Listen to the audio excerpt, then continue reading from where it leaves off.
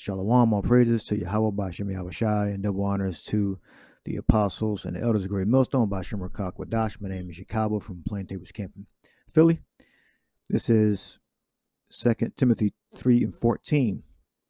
But continue thou in the things which thou hast learned and hast been assured of, knowing of whom thou hast learned them. And one of the things that we learned was about the implant being the new medium to make purchases.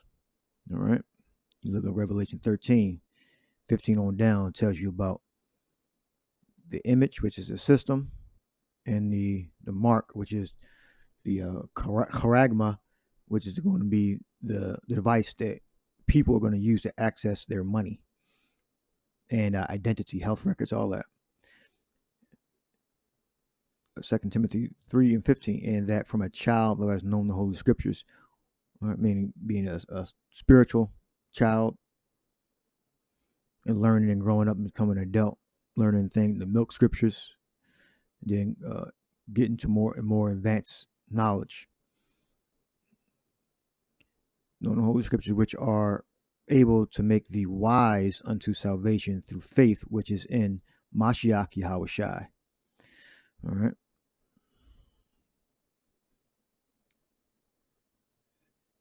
And from a child. So we have the knowledge which we compare to current events, and we can clearly see that these things are going to come to pass. All right. Wise unto salvation through faith, which is in Mashiach Yahushua. All scripture is given by inspiration of the power and is profitable for doctrine and for reproof and for correction, for instruction in righteousness, that the man of the Elohim may be perfect, thoroughly furnished unto all good works. So we can discern the times, all right, and we're made wise through the inspiration. And when we get the inspiration, we can compare it to exactly what's going on. That's how we know. So those other camps, they don't believe that the implant is the beast mark. They're not inspired by Yahweh and His Son Yahushai. He didn't give them the Holy Spirit to understand this prophecy. So this means what? This means that they're not. They may very well may not be of the elect. All right, because the Lord gave His apostles and teachers the knowledge of His prophecies. All right. And they're telling you, Esau, Edom, the other nations are telling you, they're getting together and they're saying they want to get rid of paper currency. They're going to evolve into digital currency. All right. Perfect, thoroughly furnished. Artias, complete. So if you lack what the implant, the beast mark is, then you're not complete. They're telling you out in the public that they want to do this, and you got certain Israelite camps are saying they're not going to do this. This isn't a thing. This isn't a thing. All right. Because even if they didn't believe it was the Revelation 13:16, they would have to be teaching that they're going to do this, and you're not going to be able to buy and sell of it, even though that's kind of you're just being stubborn at that point. Like, it lines up directly with which they're going to switch over the money system, but it's not the market, the beast mark. It's kind of now you're just being stubborn. All right, they're going to get rid of all the cash, and then it's digital, and eventually they're going to lead into implantation in your body, in your arm, in your hand. But that's not talking about Revelation 13:16. So what is it talking about? So what prophecy is that? So when they do it, what prophecy is that? Now you're just being stubborn. Now you're being willfully ignorant at that point. All right. They said they're going to do it, and you're just ignoring the CBDCs. It's going to evolve eventually into implant in your body. All right. This is Matthew 16 in the 3rd verse, 16th chapter, 3rd verse. And in the morning it will be foul, whether today, for the sky is red and louring. O ye hypocrites, ye can discern the face of the sky.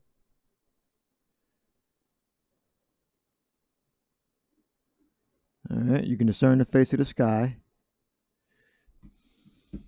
but you cannot discern the signs of the times. So we're going to look up signs and time. Simeon, a sign distinguished from others, and is known. Unusual occurrence, transcending common nature. A sign portending remarkable events soon to happen. All right. So this is a thing that's distinguished from others. So we know that one of the signs is the CBDCs, and that you have people, groups, World Economic Forum, telling you that cash is on its way out. Physical cash is on its way out. So that has to line up with Revelation 13 and 16. It has to. All right. Let's read that scripture. Well, we got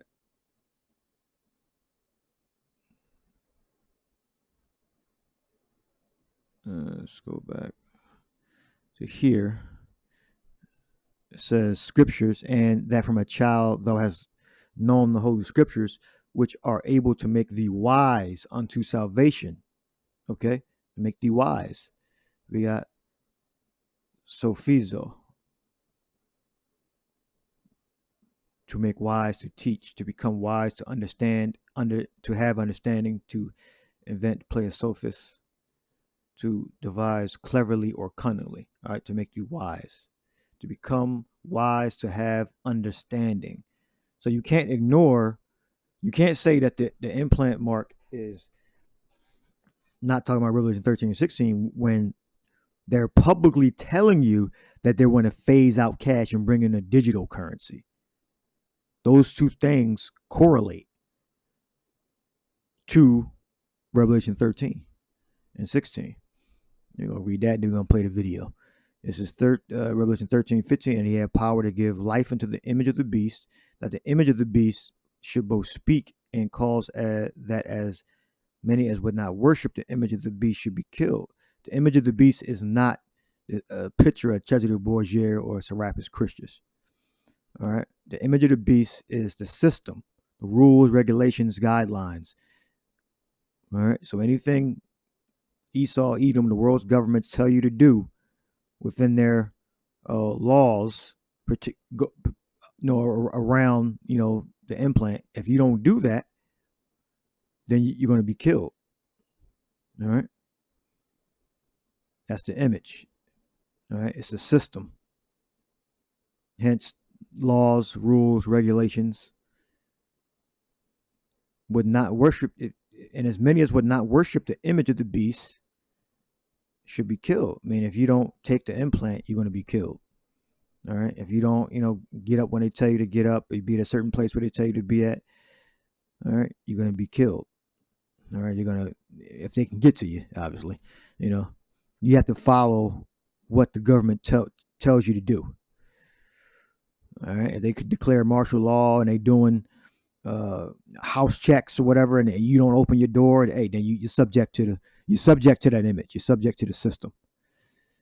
All right. And they say everybody got to come out at 6 p.m. and you got to line up by raffle numbers to get checked out, for whatever reason, to get the implant. And if you don't do that, then you're subject to being put to death. All right. And he causeth all, both small and great, rich and poor, free and bond, to receive a mark in their right hand or in their foreheads, and that no man might buy or sell save he that had the mark, or the name of the beast, or the number of his name. Here is wisdom. Let him that hath understanding count the number of the beast, for it is the number of a man, and his number is 666, which is 666. And we look up Mark. We got charagma.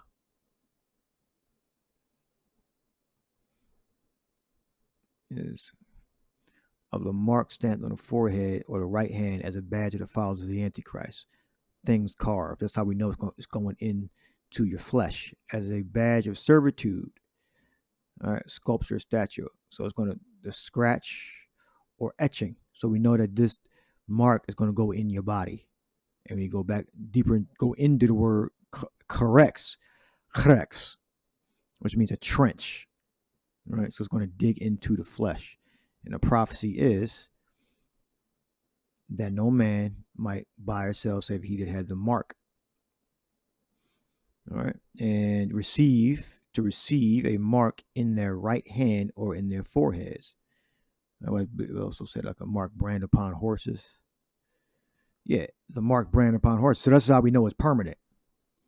It's not something you can just pluck out or take out. You know, you can take the chip out, but once you take it, you know, it's you already pledged your allegiance. So if you take it out or not, I mean, you already made your agreement. You feared Esau more than you feared the Most High and his son. All right, it's a badge of servitude. So we got to continue in the things that we learn to make us wise, to lead us unto salvation. All right, because we can see. Here, this is 2 weeks ago. They turned the comments off for obvious reasons because people was lighting up the comment board. The world of finance is at the threshold of major disruption that will affect corporations, bankers, states, and all of us. The transformation of money will fundamentally rewrite how ordinary people live. So I guess they had some kind of music playing. So let's let that few minutes play. The book was published in 2021. It was one of the first mainstream economists taking a systematic look at digital currencies as potentially a replacement of physical money. The disappearance of physical money and the rise of digital currency in the future. Well, a lot has happened since then. There's been some very dramatic ups and downs in the crypto market, some developments on central bank digital currencies that you are a big supporter of. There are some sea changes in the regulatory environment. Major governments have pursued very different policies. So could you lay out your key arguments from that book, as well as any updates that you feel is necessary by now?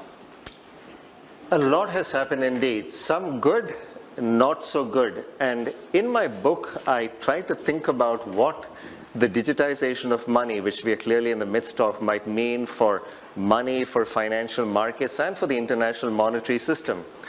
Now, when you think about money, what one might refer to its main functions are, it's really about transforming resources across space and across time. So once one thinks about how money accomplishes this, clearly the appearance of paper currency, which as it happened was in China in the 7th century, was a remarkable transformation. The appearance of unbacked fiat currency under the regime of Kublai Khan, again in China in the 13th century, was a remarkable advance. But now we're at the cusp of physical currency essentially disappearing. Now the question is whether this actually leads to all the benefits that one might think of. Certainly, digital money in whatever form is more convenient for businesses, for consumers, for governments, because it pulls economic activity out of the shadows, reduces the use of central bank issued money for illicit purposes. But I think we're also at the cusp of a very interesting, because it pulls economic activity out of the shadows, reduces the use of central bank issued money for illicit purposes. But I think we're also at the cusp of a very interesting era of renewed competition between private and public currencies, but not in every function. If you think about the emergence of cryptocurrencies, decentralized cryptocurrencies like Bitcoin were meant to serve as mediums of exchange.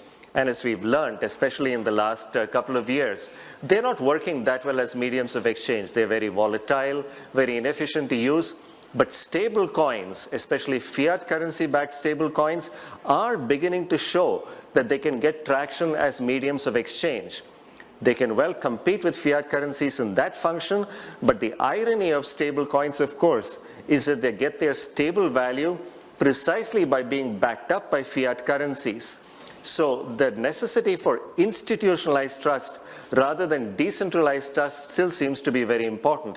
So one can imagine competition between official and private currencies in the medium of exchange function, but in terms of the store of value function, it still looks like fiat currencies issued by central banks with the government standing behind them are still crucial.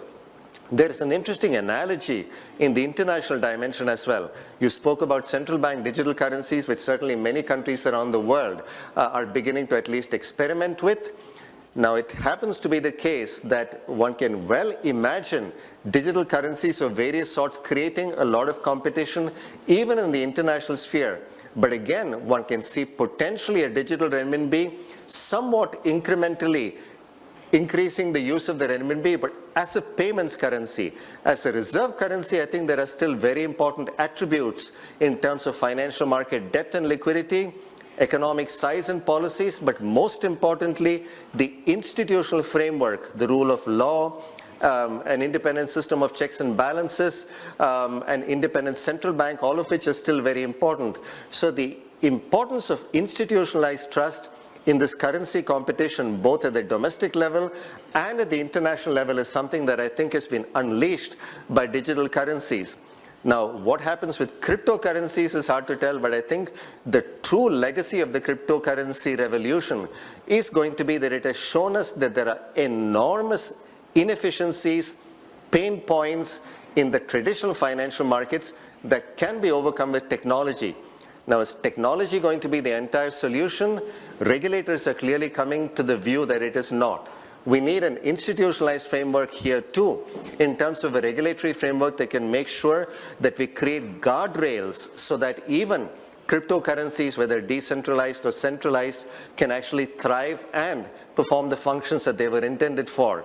But the reality is that we are moving towards what I hope will be a more inclusive, more efficient financial system. We are not quite there yet in terms of delivering the benefits of the cryptocurrency revolution in terms of the democratization of finance. In fact, what we are seeing is a bit of a perversion, much more centralization. After all, stable coins are inherently centralized. We see much more centralization in terms of custodying and trading of assets. Think FTX and Binance. And this is essentially importing all the fragilities of traditional financial markets into what was meant to be a decentralized architecture. We're getting a lot more financial speculative activity, retail investors taking on risks that they should not be taking on. So the democratization promise still remains in the future. I'm hopeful we can get there, but there is a risk that we might go down a much darker path. Right. And I'm very happy to add that Professor Prasad's book, The Future of Money, in 2021, it was published in 2021, and in that same year it was picked by Martin Wolf of the Financial Times, where I also work, as the best economic book of the year. And for Chinese readers of the book, the first Chinese edition was published just a few months ago in China, so you're very welcome to check it out. You mentioned Binance and, well, Coinbase too these days, very much in the news.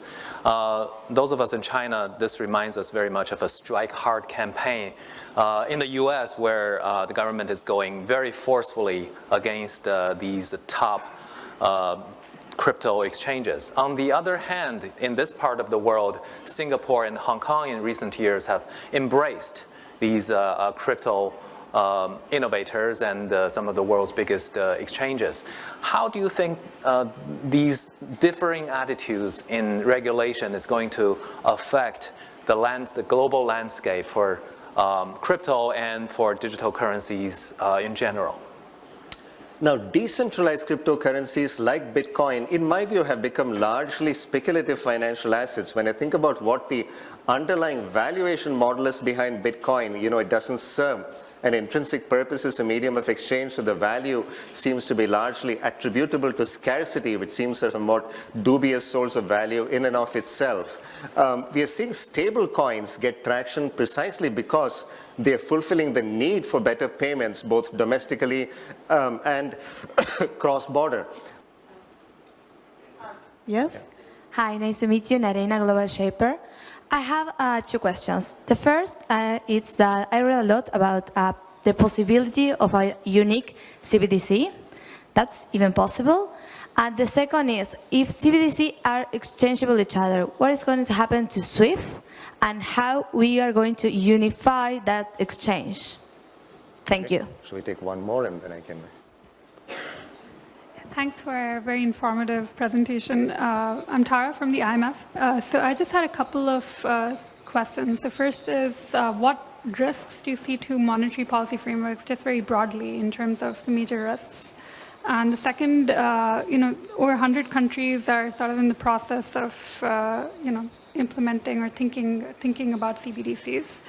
So what role do you sort of see for governments? Because obviously if you have public money that is on a ledger, then the data is going to be accessible to the central banks. So what trade-offs do you see over there? Thanks. Okay. So both are connected. So if you mean by unique CBDC, a worldwide CBDC, that seems quite unlikely. I think we are not going to have a unification of money across countries. And ultimately, and this...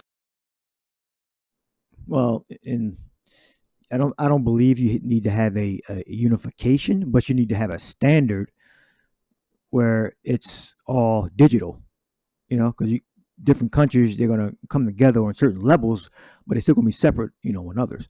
So it doesn't have to be like an exact one currency, but it definitely has to be a standard of being a digital currency and eventually evolve into, an implant in your arm or your hand.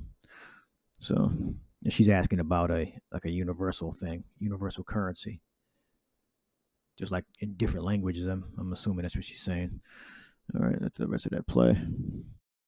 Obviously, if you have public money that is, so what trade-offs do you see over there? A unique CBDC, a worldwide CBDC, that seems quite unlikely. I think we are not going to have a unification of money across countries. And ultimately, and this goes to the other question as well, money, whether it is provided in physical form or digital form, the value placed on it, the trust placed in it really depends on how trustworthy the institution that is issuing it is seen as. So if you have an incapable and non-credible central bank issuing digital currency, that by itself is not going to transform how credible that money is going to be.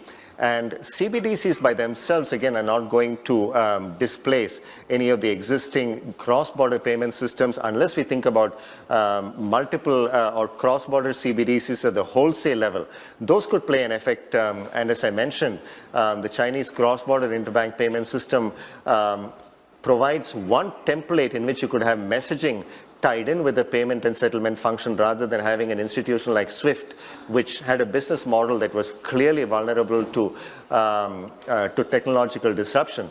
What effect will all of this have on monetary policy? Now, that's an interesting question. If you think about stable coins, they're not creating an independent source of money. But if stable coins, if the existence of CBDCs undermines commercial banks, then we potentially have a problem. Because, in modern economies, central banks are not creating the most money. It is commercial banks. So if we have a situation about deposit intermediation from commercial banks, that poses a pretty serious risk. What role other types of payment mechanisms and non-traditional financial institutions play in finance will also affect the transmission and also the implementation of monetary policy. And the one final note I will make is that if you think about the benefits of digital money, there are huge potential gains. It's not just about digital forms of physical currency. You can have programmability, units of central bank currency with expiry dates. You could have, as I argue in my book, a potentially better and some people might see it, or a darker world where the government decides that units of central bank money can be used to purchase some things, but not other things that it deems less desirable monetary policy. And the one final note I will make is that if you think about the benefits of digital money, there are huge potential gains. It's not just about digital forms of physical currency. You can have programmability, units of central bank currency with expiry dates. Programmable. Now, he said it himself. I heard this before, with expiry dates. So if you don't use your money within a certain time to buy whatever you need to buy, it disappears, or it's moved to a different account where you maybe can use it later, but if you don't use it within its time frame, it can expire. He just said it, and I've heard this before. I'm hearing it saying it again. It's not something that we're making up. So according to these camps that don't believe, this is not talking about Revelation 13:16. According to, IUIC, IHUPK, other groups, this is not talking about Revelation 13:16. And they're telling you, the Lord himself said you can discern the weather, but you can't discern the signs of the times. Come on. It's going to happen. And I believe we're going to be allowed to see it. The Lord knows what time. Well, yeah, the Lord knows what time. Right? This is going to happen, but he doesn't know. Yeah, which is Yahushua, but he didn't know. But he doesn't know when he's going to return. But he sees all this. He has that knowledge. Transmission and also the implementation of monetary policy. And the one final note I will make is that if you think about the benefits of digital money, there are huge potential gains. It's not just about digital forms of physical currency. You can have programmability, units of central bank currency with expiry dates. You could have, as I argue in my book, a potentially better and some people might see it, or a darker world where the government decides that units of central bank money can be used to purchase some things, but not other things that it deems less desirable, like say ammunition or drugs or pornography or something of the sort. Better and some people might see it, or a darker world, units of central bank currency with expiry dates. You could have, as I argue in my book, a potentially better and some people might see it, or a darker world where the government decides that units of central bank money can be used to purchase some things, but not other things that it deems less desirable, like say ammunition or drugs or pornography or something of the sort. And that is very powerful in terms of the use of a CBDC, and I think also extremely dangerous for central banks. Because ultimately, if you have different units of central bank money with different characteristics, or if you use central bank money as a conduit for economic policies in a very targeted way, or more broadly for social policies, that could really affect the integrity of central bank money and the integrity and independence of central banks. So there are wonderful notions of things that can be done with digital money, but again, I fear that technology could take us to a better place, but equally has the potential to take us to a pretty dark place. Great. Thank you very much, Professor Prasad. And Nice. So there you go. So he said, Professor Prasad. All right. You can go down to the end where the two ladies started asking the questions at about, that's 30 minutes, something like that.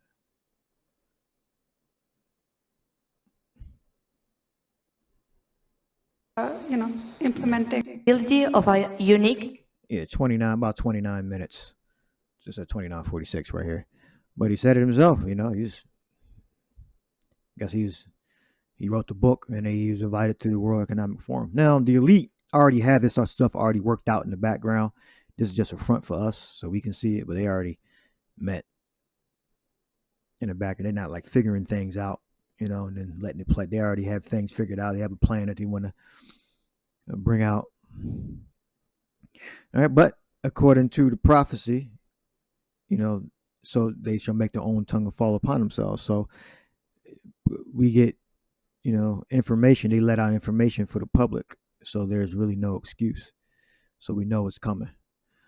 And Revelation 13, Matthew 16:2, he answered and said, he said unto them, when it is evening, ye say it will be fair weather, or the sky is red, and in the morning it will be foul weather today, for the sky is red and lowering. O ye hypocrites, ye can discern the face of the sky, but ye cannot discern the signs of the times. All right. So you should be able to discern the signs of the times. So look up signs, look up times down G2540. So you should be able to tell what's going on. Kairos, Karias. Do measure. So we're at the end of this time period, Esau's age of him ruling. The measure of time, a large or a smaller portion of time, hence a fixed and definite time, the time when things are brought to crisis. The decisive epoch. Am I saying it right? Epic. Waited for. I mean, look, this, he said it, so it's in the they telling you. Esau, the different nations, they getting together and they telling you, because they could have kept it a secret. Well, they couldn't have, because the Lord said he was going to tell us. So they're giving you the information. They're telling you, look, cash is going to be faded out and digital currency is going to come in. It may take some time to get there. It could be a crisis, a few months, or it could be within a few years. But it's going to happen, and I believe it's going to be within our lifetime. Ultimately, our job is to inform you of these things are coming. So when they happen, you're not surprised. You know, it's already in your mind that, the prophets already prophesied that this was going to happen. All right. So I think this is the best one. Right here. Of what time brings, a state of times, of things, and events of times. That's good too. A fixed and definite time, the time when things are brought to crisis, to the decisive. Let's go again. Epic waited for. What's that? Revelation 13:16. Charagma. And what's going to lead up to the charagma. That's important, because that's going to be before it. Wow, when they finally say this is needed, they worked out all the bugs, which I believe they already did. They just it just has to play out. All right, they're always farther along than what they tell us. All right. So this link will be in the description box. I'll leave that there. Hope you were edified. To the next lesson, Shalom.